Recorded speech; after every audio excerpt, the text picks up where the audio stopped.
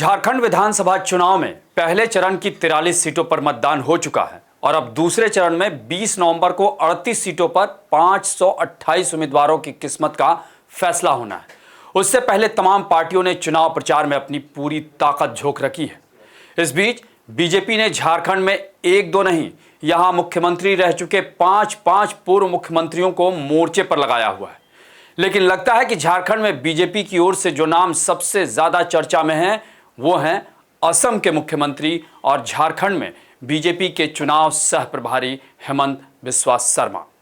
वैसे भी इन दिनों चुनाव कोई भी हो, उसमें अली से लेकर बजरंगबली या फिर हिंदू से लेकर मुसलमान ना हो, ऐसा कैसे हो सकता है।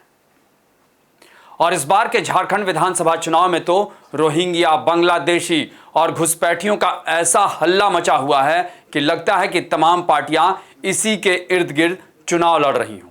और अब तो यहां स्कूलों में शुक्रवार की छुट्टी का मुद्दा गर्मा गया है और इस मुद्दे को उठाया है हेमंत बिस्वा शर्मा ने, जो योगी आदित्यनाथ के बाद बीजेपी के सबसे फायर ब्रांड नेताओं में शुमार हो चुके हैं। नमस्कार, मैं अभय राय। लगता है कि हेमंत बिस्वा शर्मा फिलहाल असम छोड़कर झारखंड में ही जम गए हैं और वो यहां जो भी मुद्दा उठाते हैं वो तुरंत सुर्खियों में आ जाता है।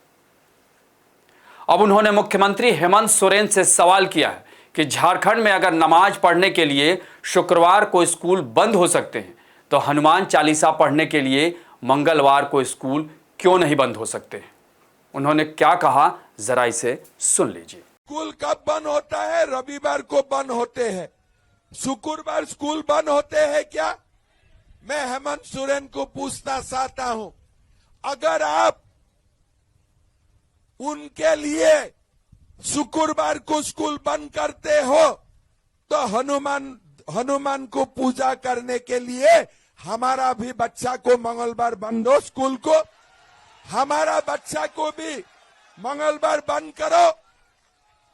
वैसे देखा जाए तो शुक्रवार को छुट्टी का मुद्दा यहां कोई नया नहीं है। इससे पहले भी कई बार इस पर बहस होती रही है। आपको बता दें कि 2023 में यह विवाद तब बढ़ गया था जब झारखंड के जामताड़ा के बाद दुमका जिले के 33 स्कूलों में शुक्रवार को साप्ताहिक छुट्टी का मामला सामने आया था। यानी अगर देखा जाए तो इस मुद्दे को अगर बीजेपी उठा रही है तो ये पहले से है। लेकिन अगर इस दूसरे चरण की अगर बात करें तो तमाम जेएमएम से लेकर बीजेपी के नेताओं की किस्मत दांव पर लगी हुई है। इस चरण में बरहेट सीट पर मुख्यमंत्री और जेएमएम नेता हेमंत सोरेन, गांडेय सीट पर हेमंत सोरेन की पत्नी कल्पना सोरेन, धनवार सीट पर बीजेपी नेता और पूर्व मुख्यमंत्री बाबूलाल मरांडी, महेशपुर सीट पर जेएमएम के स्टीफन मरांडी, जामताड़ा सीट पर बीजेपी की सीता सोरेन, जामा सीट पर जेएमएम की लुइस मरांडी, झरिया सीट पर कांग्रेस की पूर्णिमा नीरज सिंह और बीजेपी से रागिनी सिंह, ये दोनों बिल्कुल एक ही परिवार की हैं। उसी तरह सिली सीट पर सुदेश महतो और जेएलकेएम नेता जयराम महतो टाइगर, 2 सीटों डुमरी और बेरमो से चुनाव लड़ रहे हैं। इस चरण में मुख्यमंत्री हेमंत सोरेन के अलावा 11 मंत्रियों की भी किस्मत दांव पर है। यानी अगर देखा जाए तो कुल मिलाकर झारखंड में दूसरे चरण के चुनाव से पहले बीजेपी के तमाम नेता हर दांव आजमा रहे हैं।